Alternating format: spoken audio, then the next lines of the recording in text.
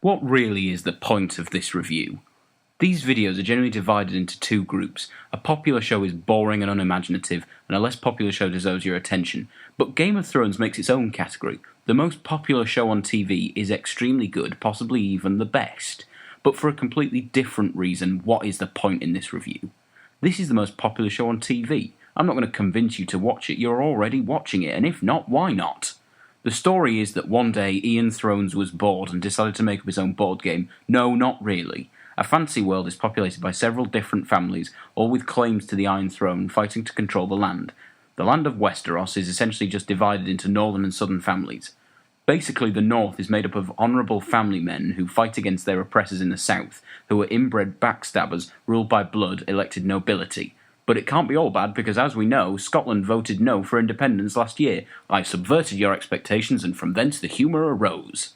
I've spent the last few years with the world telling me this show is amazing, and like the prick I am, I went into it wanting to hate it, just so I could be the spectre at the feast pointing out why everyone should hate this, like I've basically been doing for over a year now, and finally TV fought back. This show is amazing.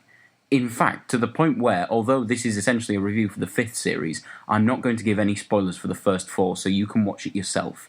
When I said that this boiled down to North versus South, that wasn't entirely true, because the real interest comes from further north over the wall with things called White Walkers, because they're white and they walk places. Great name there, lads, your imagination is almost unbelievable.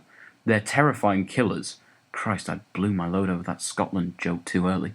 Actually, I shouldn't make fun of the writers. They have discovered the secret to making characters we actually give a shit about. The secret is that characters we should like are seen as honourable underdogs hounded at every turn, and characters that we're meant to hate do objectively unpleasant things, and Christing McJesus bollocks to some people do some bad things.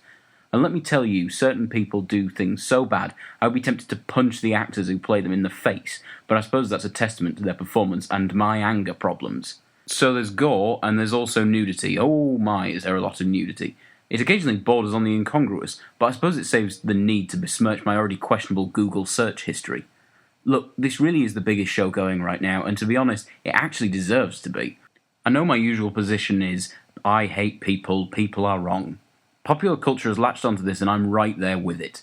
This review was extremely vague, and it doesn't talk about Series 5, which came out recently, so I'll put a review for Series 5 that includes spoilers, but I seriously advise you to watch this if you haven't already.